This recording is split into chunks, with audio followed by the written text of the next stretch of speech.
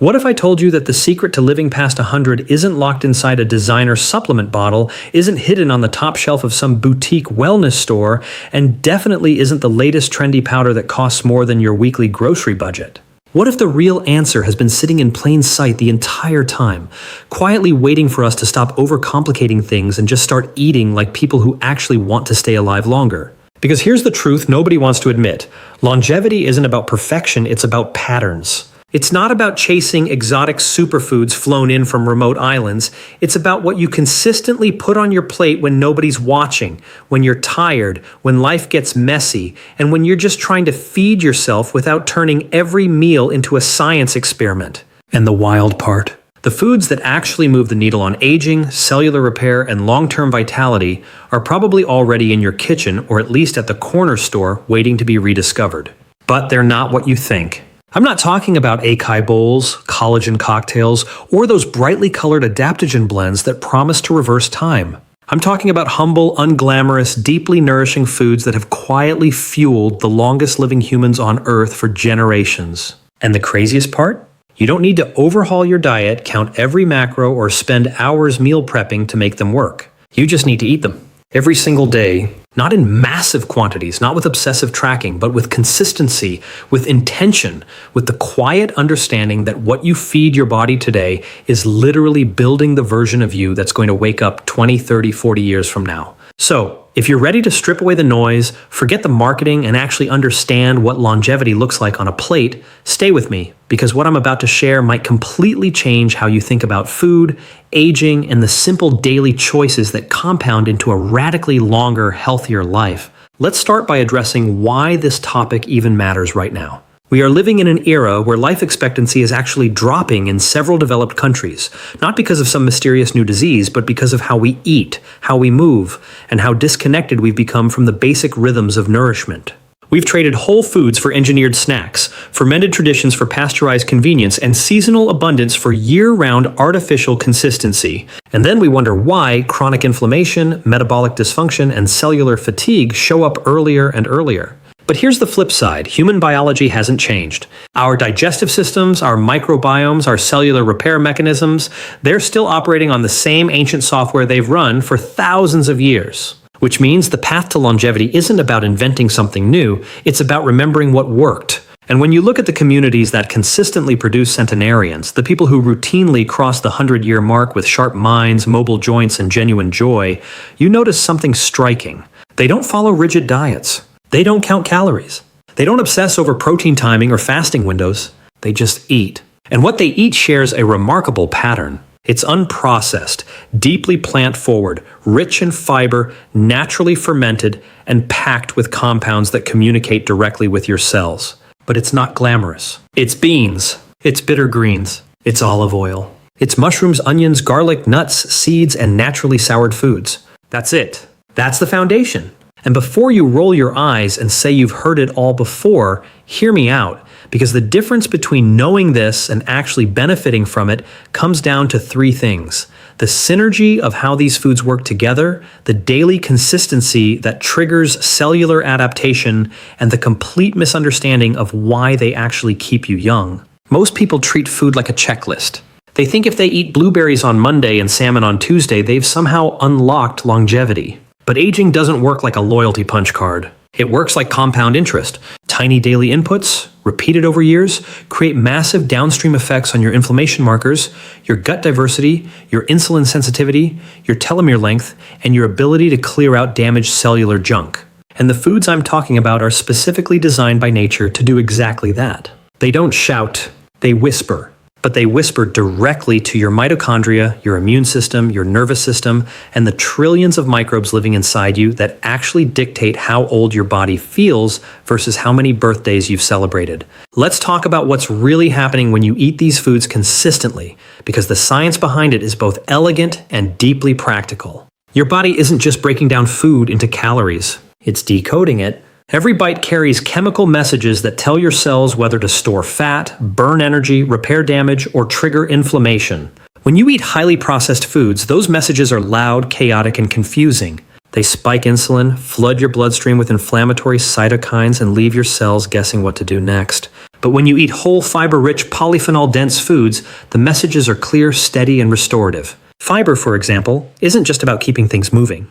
It's the primary fuel for your gut microbiome. When your gut bacteria ferment fiber, they produce short-chain fatty acids like butyrate, which literally calm inflammation, strengthen your intestinal barrier, and signal your immune system to stand down. Without enough fiber, your microbiome starts eating the mucus lining of your gut, which leads to leaky gut, systemic inflammation, and accelerated aging. And where do you get the best fiber? Legumes, vegetables, whole grains, nuts, seeds, not from a supplement, not from a powdered green blend, from actual food, chewed slowly, digested fully, fermented internally. Then you have polyphenols, which are those colorful, bitter, aromatic compounds found in plants that your body doesn't actually digest in the traditional sense. Instead, they travel to your gut, get broken down by your microbiome into active metabolites, and then circulate through your bloodstream like tiny cellular bodyguards. They reduce oxidative stress, protect your blood vessels, improve insulin signaling, and even help your brain clear out amyloid plaques. But here's the catch. Most polyphenols are poorly absorbed unless they're paired with healthy fats and fermented foods. That's why extra virgin olive oil isn't just a cooking fat. It's a delivery system. It's packed with oleocanthal and hydroxytyrosol, compounds that mimic the anti-inflammatory effects of ibuprofen without the side effects, and it helps your body actually utilize the polyphenols from your vegetables and legumes. And then there's fermentation. Not the industrial vinegar-based shortcuts, but real, live, naturally cultured foods that introduce beneficial bacteria, enzymes, and bioavailable nutrients straight into your system. These foods lower your gut pH, crowd out pathogens, improve mineral absorption, and train your immune system to respond appropriately instead of overreacting to everything. When you combine fiber, polyphenols, healthy fats, and live cultures on a daily basis, you're not just eating. You're programming your biology for resilience. You're telling your cells to repair instead of inflame, to burn instead of store, to communicate instead of break down. And the beautiful part? You don't need a perfect diet to make this work. You just need these foods showing up consistently in whatever form fits your life. Now I know what you're thinking. This sounds too simple. Where's the catch? Where's the secret protocol? And that's exactly the point. The longevity industry thrives on complexity because complexity sells. Simplicity doesn't. But if you look at the data, if you look at the actual habits of people who routinely live past 90 and 100 with vitality intact, you won't find rigid meal plans. You'll find rhythms. You'll find meals built around beans, leafy vegetables, whole grains, olive oil, nuts, and naturally fermented staples. You'll find people who eat until they're 80% full, who move naturally throughout the day, who prioritize sleep, who stay socially connected, and who don't stress over every calorie. And yet, when researchers try to isolate the dietary factors that correlate most strongly with healthy aging, it always comes back to the same core pattern: high fiber, diverse plant compounds, healthy fats, and fermented foods. Not because they're magical, but because they work synergistically with human biology. Let's take legumes for a second. Beans, lentils, chickpeas, peas. They're cheap, they're accessible, they're deeply misunderstood, and they're arguably the most underrated longevity food on the planet. They're packed with soluble fiber, resistant starch, plant protein, and minerals that stabilize blood sugar, feed your microbiome, and reduce all-cause mortality in every major epidemiological study. But people avoid them because they cause bloating, or because they think they're boring, or because they've been told to prioritize animal protein at every meal. But here's the reality: your gut needs time to adapt to fiber. If you haven't been eating beans regularly, suddenly adding a cup will absolutely cause gas. That's not a sign you're allergic or sensitive. That's a sign your microbiome is underdeveloped in those specific bacterial strains. The solution isn't to avoid them. It's to start small, soak them properly, cook them with digestive spices like cumin or ginger, and gradually increase your intake over a few weeks. Your gut will adapt. Your digestion will smooth out. And within a month, you'll notice more stable energy, fewer cravings, and a noticeable shift in how your body handles meals. That's not magic.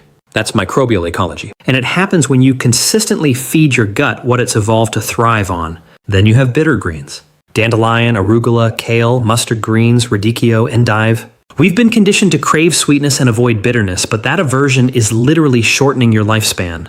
Bitter compounds stimulate bile production, support liver detoxification pathways, activate cellular cleanup processes like autophagy, and improve insulin sensitivity. When you eat bitter foods, your body recognizes them as mild stressors, which triggers hormesis, a biological response where low-dose stress makes your cells stronger, more efficient, and more resilient. Think of it like exercise for your digestive and metabolic systems. You don't need to chug green juice or force yourself to eat raw kale salads until you hate them. You just need to incorporate small amounts of bitter greens into your daily meals, saute them lightly, pair them with healthy fats, and let your palate adjust. Within a few weeks, bitterness stops tasting harsh and starts tasting alive. And your liver, your gut, and your metabolism will thank you for it. Then there's olive oil, but not just any olive oil. I'm talking about real high polyphenol, extra virgin olive oil, stored properly, used raw or lightly heated, and treated like a functional food rather than a neutral cooking fat. The Mediterranean diet gets praised for longevity, but too often people miss the actual mechanism. It's not just about eating tomatoes and fish. It's about the daily presence of high-quality olive oil, which delivers a steady stream of anti-inflammatory compounds that protect your arteries, improve endothelial function, and reduce oxidative damage at the cellular level. Studies consistently show that people who consume 2 to 4 tablespoons of extra virgin olive oil daily have significantly lower risks of cardiovascular disease, cognitive decline, and all-cause mortality. But quality matters. Cheap, refined, or oxidized olive oil won't give you those benefits. You want the peppery, grassy, slightly bitter varieties that actually sting the back of your throat when you taste them raw. That peppery sensation? That's oleocanthal. That's your body's natural inflammation fighter. And when you drizzle it over roasted vegetables, blend it into dressings, or use it as a finishing oil, you're not just adding flavor. You're adding cellular protection. Now, pair that with nuts and seeds. Walnuts, almonds, flax, chia, pumpkin seeds, sesame. These aren't snacks. They're concentrated packages of healthy fats, minerals, polyphenols, and fiber that improve lipid profiles, support brain health, and reduce systemic inflammation when eaten consistently. A handful a day, roughly an ounce, is all it takes to see measurable changes in your cholesterol ratios, your blood pressure, and your metabolic flexibility. But again, consistency beats quantity.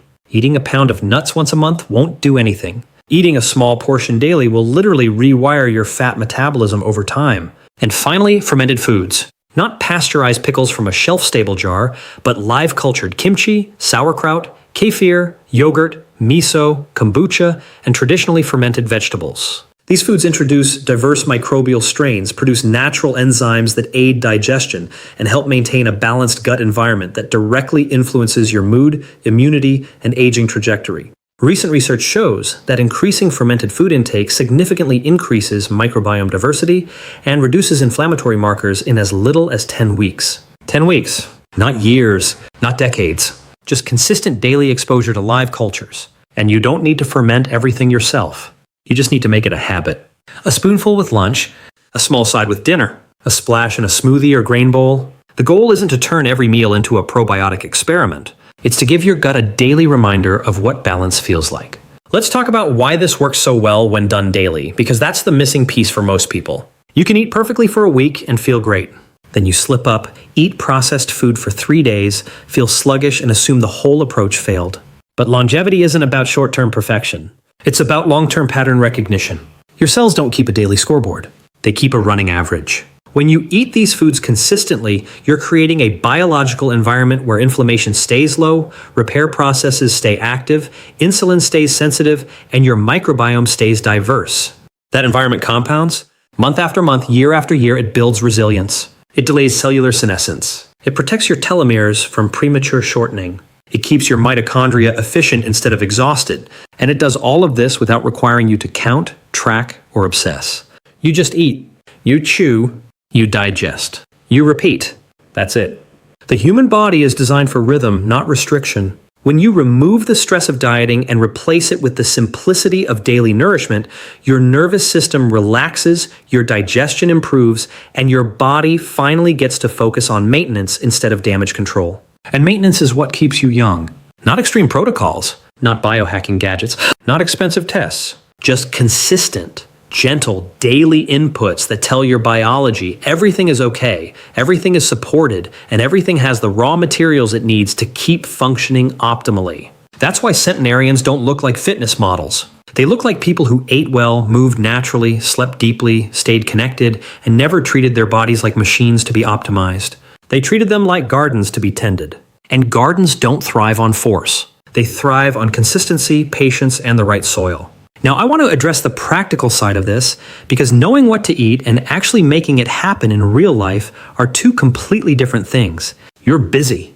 You're tired. You don't have hours to prep meals. You're navigating budgets, preferences, family schedules, and the constant pull of convenience. So how do you actually eat these foods every day without turning it into a chore? You start by anchoring them to meals you already eat. If you're making eggs in the morning, add a handful of sautéed greens and a drizzle of olive oil. If you're having rice or quinoa for lunch, toss in half a cup of lentils or chickpeas and top it with a spoonful of kimchi or sauerkraut. If you're snacking, reach for a small handful of walnuts or pumpkin seeds instead of chips. If you're making soup, stir in a tablespoon of miso at the end instead of salt. If you're roasting vegetables, coat them generously in extra virgin olive oil and finish with a squeeze of lemon and a pinch of seeds. None of this requires new recipes. None of this requires extra time. It just requires slight shifts in composition.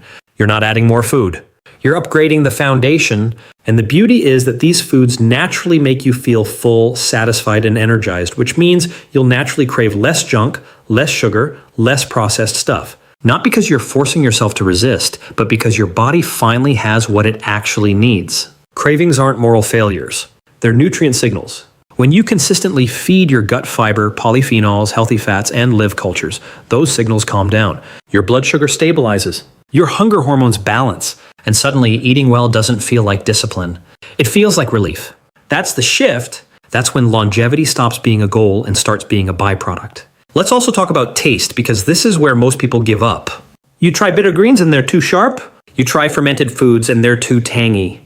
You try beans and they feel heavy. So you go back to what's familiar, what's easy, what's engineered to be instantly gratifying. But taste is trainable. Your palate isn't fixed. It adapts based on what you repeatedly expose it to. If you've spent years eating hyperpalatable sugar-salt-fat combinations, your taste receptors are literally desensitized to subtler flavors. The solution isn't to suffer through meals you hate. It's to gradually rebuild your palate. Start by pairing bitter greens with something familiar. Sauté them with garlic and olive oil. Blend them into a sauce. Add them to a grain bowl you already enjoy. Let the bitterness mellow through cooking. Start fermented foods in tiny amounts. A teaspoon, not a half cup. Let your gut adjust. Let your taste buds wake up. Soak and cook beans with herbs. Mash them into dips. Blend them into soups. Make them comfortable. Within 3 to 4 weeks of consistent exposure, your brain will start registering these flavors as nourishing instead of harsh. And once that happens, eating this way stops feeling like a compromise and starts feeling like a preference. That's the real secret. It's not willpower. It's adaptation. Your body wants to thrive. It just needs consistent signals that it's safe to do so. And while we're being honest, let's acknowledge that food is only one piece of longevity. You can eat perfectly every day and still age prematurely if you're chronically stressed, sleep-deprived, isolated, or completely sedentary. But food is the foundation because it's the one thing you control multiple times a day. It's the lever you can pull consistently, regardless of your job, your income, your schedule, or your genetics. Movement matters, but you don't need a gym membership to walk, stretch, or carry groceries. Sleep matters, but you don't need a fancy mattress to prioritize a consistent bedtime and reduce late-night screen time. Community matters, but you don't need a social calendar to call a friend, share a meal, or simply be present with someone you care about. Longevity isn't built in isolation. It's built in daily choices that compound. And food is the most accessible, most immediate, most powerful of those choices. When you eat these foods every day, you're not just feeding your stomach. You're feeding your cells, your microbes, your nervous system, your future self. You're investing in a version of you that's still hiking, laughing, learning, and living fully at 80, 90, 100. And that version doesn't require perfection. It requires presence. It requires showing up day after day with the quiet understanding that small choices, repeated, become destiny. I want to leave you with this thought because it's the one that changed everything for me and completely reshaped how I approach food, aging, and daily habits. We've been sold a narrative that longevity is something you chase, something you earn through extreme discipline, expensive protocols, and constant optimization. But the people who actually live the longest don't chase it. They embody it. They eat simply. They move naturally. They rest deeply. They connect often. They don't treat their bodies like projects to be fixed. They treat them like partners to be cared for. And when you shift from chasing longevity to embodying it, everything changes. You stop looking for shortcuts and start building rhythms. You stop fearing aging and start preparing for it with grace, strength, and nourishment. You stop asking what you should avoid and start asking what you should consistently include. And that's where the real power lies. Not in restriction, in abundance. Not in complexity, in consistency. Not in what you think you need, in what your biology has been asking for all along. So tomorrow, when you sit down to eat, don't overthink it. Just look at your plate and ask yourself, is there fiber here? Is there something bitter or colorful? Is there a healthy fat? Is there something alive or fermented? If the answer is mostly yes, you're already on the path. If it's mostly no, make one small shift. Add a spoonful, swap aside, drizzle some oil, toss in a handful. Don't overhaul, just adjust. And do it again the next day. And the next, let it become rhythm. Let it become habit. Let it become the quiet daily practice that compounds into decades of vitality. Because living to 100 isn't about luck. It's not about genetics. It's not about some hidden secret.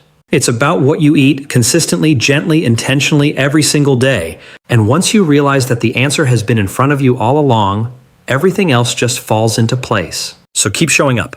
Keep nourishing. Keep trusting the process. And I'll see you in the next one.